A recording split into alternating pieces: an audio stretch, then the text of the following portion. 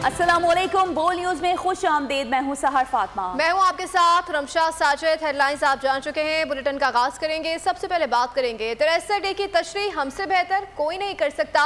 अवामी नुमाइंदों को कानून में तब्दीली का इख्तियार है। सुप्रीम कोर्ट ओवर स्मार्टनेस ना दिखाए।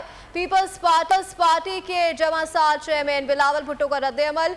तवील प्रेस कॉन्फ्रेंस में बोले कि आमिर के बनाए गए काले कवानीन का खात्मा जरूरी है। हमारे खानदान का सफर कठपुतली से शुरू नहीं होता। अगर चार्टर ऑफ डेमोक्रेसी नाफिज होगा और 1973 का आयन असल हालत में बहाल किया गया तो स्टेटस को का क्या बनेगा? जमहूरियत पर हमारे कंट्रोल का क्या होगा?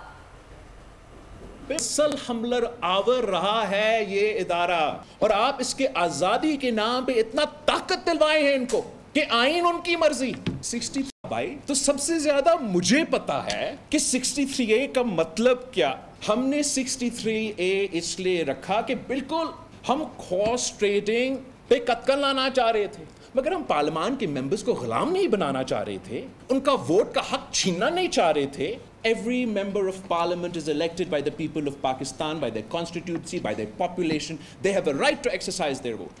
Because they are elected on a party ticket, absolutely make them bound by that party ticket decision. Magar of their free mind and free conscience when they decide कि नहीं, ये IMF conditions ऐसे है कि मैं हल्के के अवाम को मुंह नहीं दे सकता, मैं नहीं वोट डाल। जिस रियासत को मां जैसा बनना था वो रियासत बाप बन गई और इसको बनाने में बड़ा हाथ अदालती माइंडसेट का है। कोयटा में बलूचिस्तान हाई कोर्ट बार से बिलावल भुट्टो जरदारी ने खिताब किया। कहा, क्या आज़ादी राय ये है कि आप किसी जज के खिलाफ बोलें तो आपको जिंदगी भर के लिए सजा दी जाए, जजेस जो चाहे करें और हम चूं तक ना कर सकें? बिलावल ने सवाल उठाया कि जिन्होंने आइन लिखा, आइन उनकी मर्जी का नहीं होगा तो किसकी मर्जी का होगा?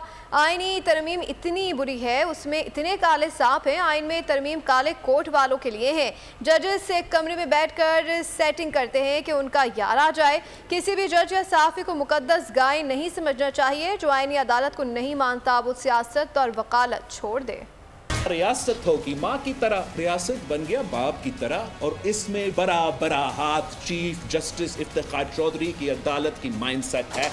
माने आप मुझे ये समझाए कि कंटेम्प्ट ऑफ कोर्ट का मकसद ये है कि आप किसी जज के खिलाफ कोई बोले तो आपको जिंदगी भर का सजा मिलेगा। ये फ्रीडम ऑफ द स्पीच है कि आप कोई फैसला दे, आप किसी वजीर आजम को निकाले, आप 18वीं तरमीम को 19वीं तरमीम में तब्दील करे और हम चू तक ना कर सके। मतलब ये मजाक। Don't pretend that I have a person specific agenda. जहां तक दोनों जज साहिबान के किरदार है, मेरा कोई एतराज नहीं होगा कि उनमें से जो भी और कॉन्स्टिट्यूशनल कोर्ट में बैठे। I have no issue. आईनी अदालत आप कैसे कह सकते आप नहीं मानेंगे?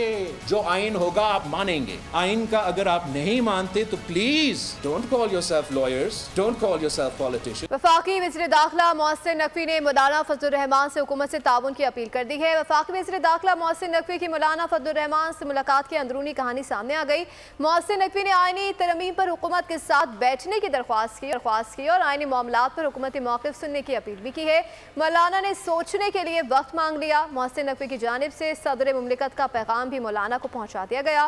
मोहसिन नकवी की आइंदा चंद रोज में मौलाना फजलुर रहमान से दोबारा मुलाकात मुतवक्किल है। तो नाज़रीन, उधर कौमी असम्बली और सेनेट के पार्लिमानी रहनुमाओं का इजलास कल तलब कर लिया गया है। तर्जमान कौमी असम्बली के मुताबिक स्पीकर अयाज सादिक ने 2 अक्टूबर पार्लियामेंट हाउस में इजलास बुलाया है, जिसमें बलूचिस्तान और KP की सिक्योरिटी सूरत हाल पर ब्रीफिंग दी जाएगी। पार्लिमानी रहनुमाओं पर मुश्तमिल ये इजलास इन कैमरा होगा। वफाकी इत्तेहादी पंजाब में मुखालिफ हो गए। सूबे में पावर शेयरिंग के मामले पर नून लीग और पीपल्स पार्टी रहनुमा सियासी जोर दिखाने लगे।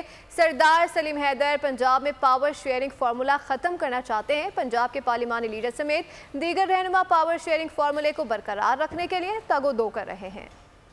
पाकिस्तानी खारजा पॉलिसी की कामयाबी ये है कि वज़ीर आज़म पाकिस्तान का आलमी फोरम पर खिताब दुनिया में सबसे ज्यादा सुना गया और मिसाली पजीराई भी मिली। इस्लामाबाद में वफाकी वज़ीर इत्तलात अता तारड़ की प्रेस कॉन्फ्रेंस। कहा, पाकिस्तान ने अपने मौक़िफ़ की दुरुस्त तर्जुमानी की है। वज़ीर आज़म की क़यादत में पाकिस्तानी वफ़द ने इसराइल वज़ीर आज़म नेतन्याहू की तकरीर का वॉकआउट किया। आलमी रहनुमाओं ने भी पाकिस्तान के इस किरदार को सराहा।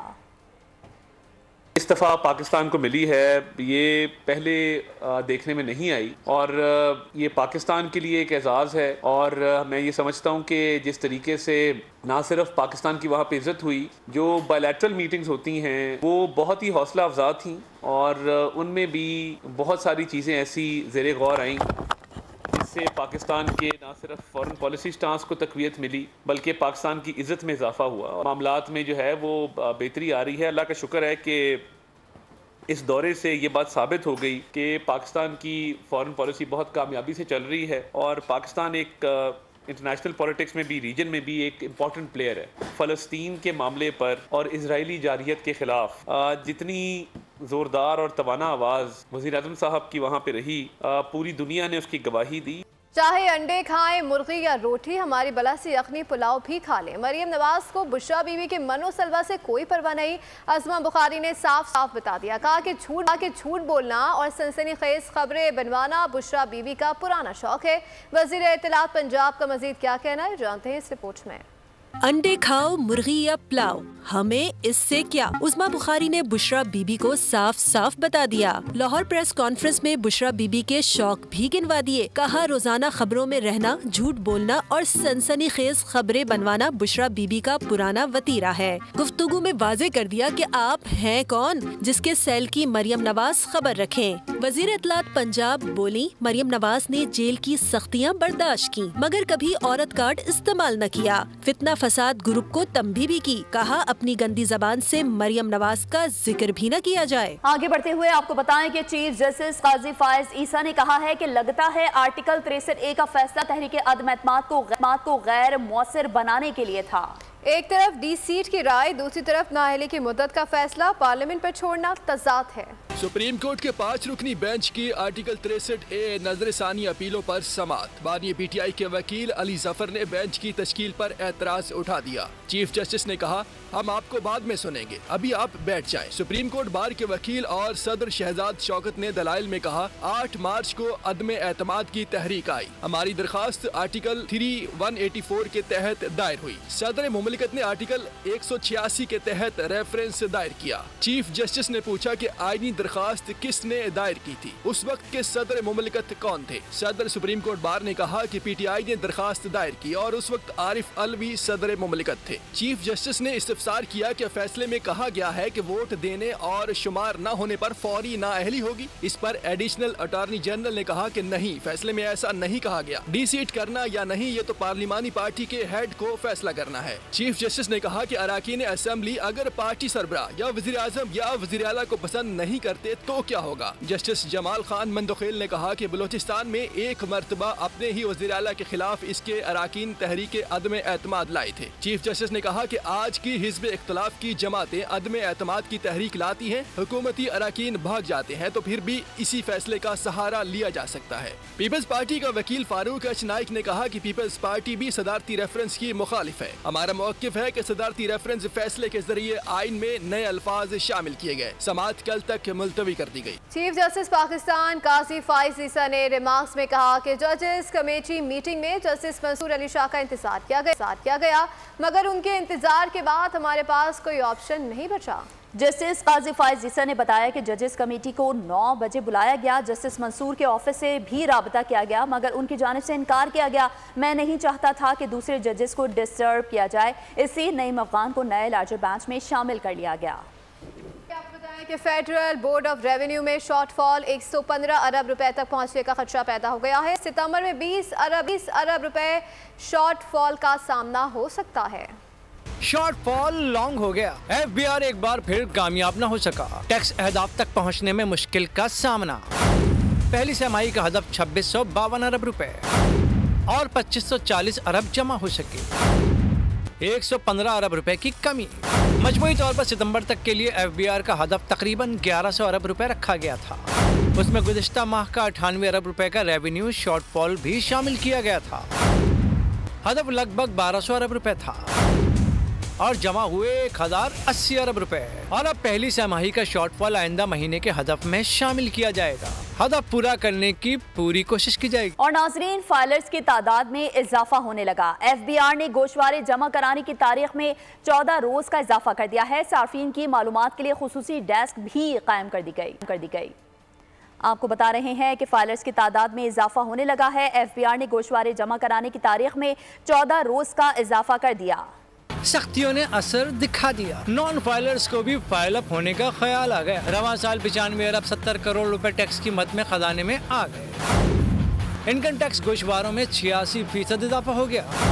जुलाई 2023 से अब तक 11,65,000 नए इनकम टैक्स दहंदा शहरियों ने तफसीलात FBR को जमा करा दी। FBI ने गोशवारे जमा कराने की तारीख में 14 रोज का इजाफा कर दिया। सार्फिन की मालूमात के लिए खुसूसी डेस्क भी कायम कर दी। ज़राए FBR के मुताबिक गुज़िश्ता साल 19,51,602 अफराद ने टैक्स रिटर्न फाइल किए थे। सदर अंजुमन ताजरान जावेद शम्स कहते हैं ये तासुर गलत है कि ताजर टैक्स नहीं देते। प्रोग्राम व्यापार में गुफ्तगू करते हुए ताजर दोस्त स्कीम उन अफराद की हौसला शिकनी है जो फाइलर बनना चाह रहे थे। हुकूमत पर जोर दिया कि FBR को ताजरों की तजवीज़ पर अमल की हिदायत की जाए।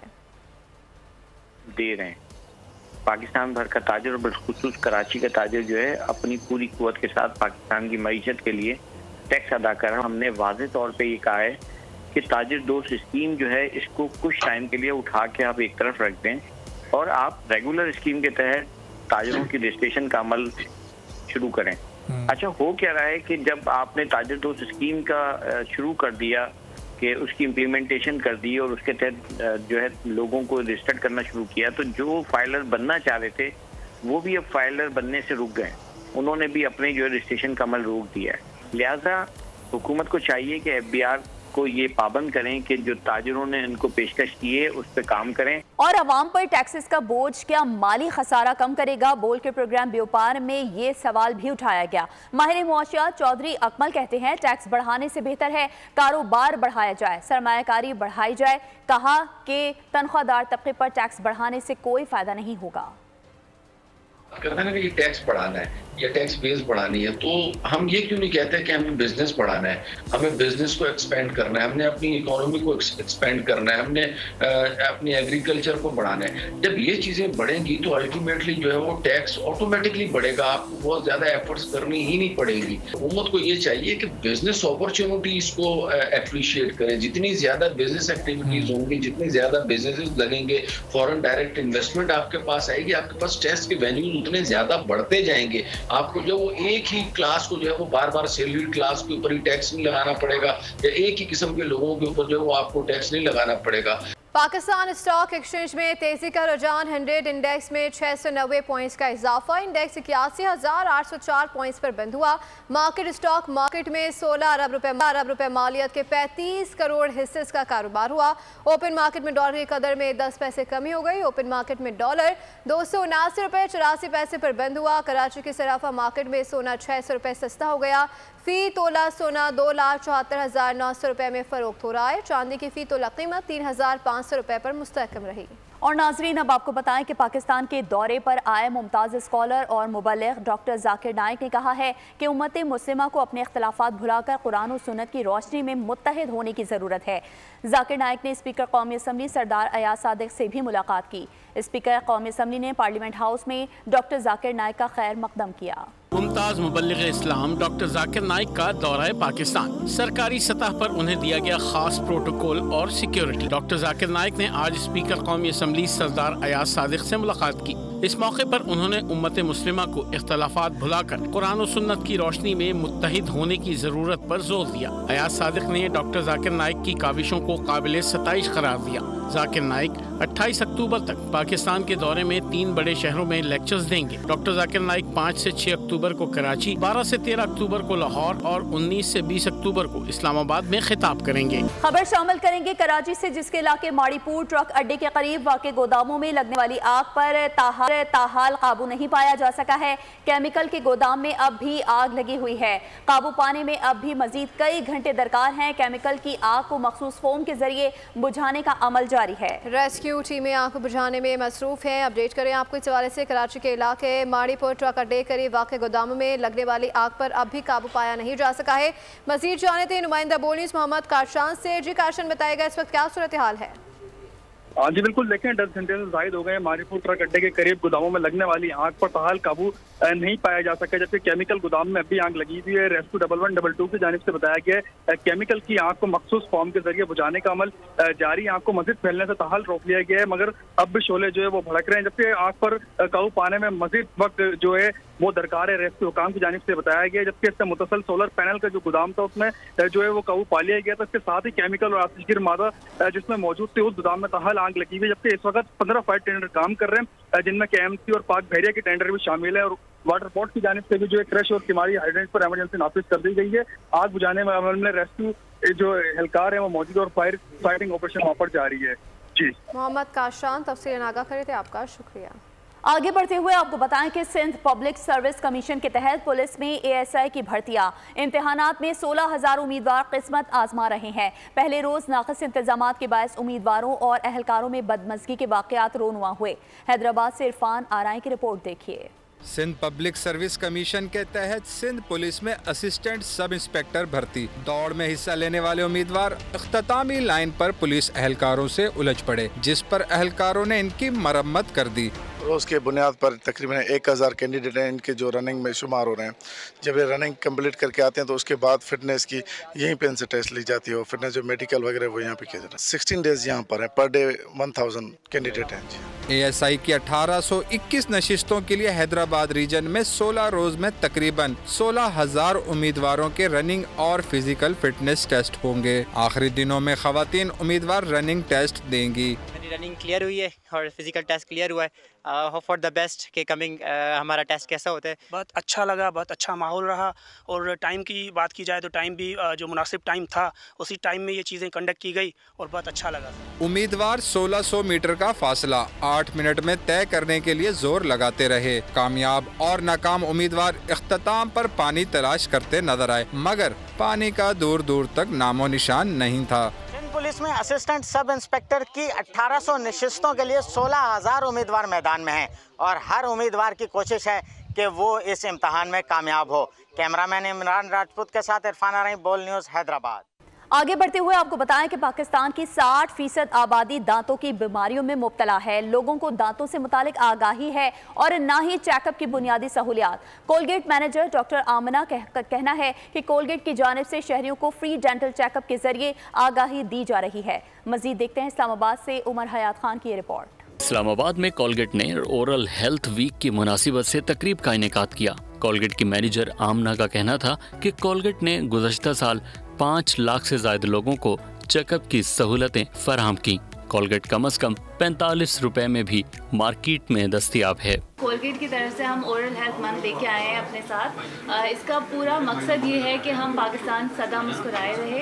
हम बहुत सारे इंस्टीट्यूट्स और हॉस्पिटल के साथ पार्टनर करके हम उनको फ्री डेंटल चेकअप्स प्रोवाइड कर रहे हैं। माहिर उमूर सेहत डॉक्टर खुर्शीद ने कहा कि पाकिस्तान की कोई ओरल हेल्थ पॉलिसी नहीं। कोलगेट माशरे में ओरल हेल्थ से मुतालिक 40 सालों से आगाही पैदा कर रहा है। रवा हफ्ते रावलपिंडी, इस्लामाबाद, पेशावर, मर्दान, कोहाट, रवात और कलरसैदा में दांतों का मुकम्मल और मुफ्त मुआयना किया जाएगा। और इसके साथ ही बोल न्यूज़ से फिलहाल इतना ही। मज़ीद बाखबर रहने के लिए विजिट कर सकते हैं हमारी वेबसाइट bolnews.com। देखते रहिए बोल।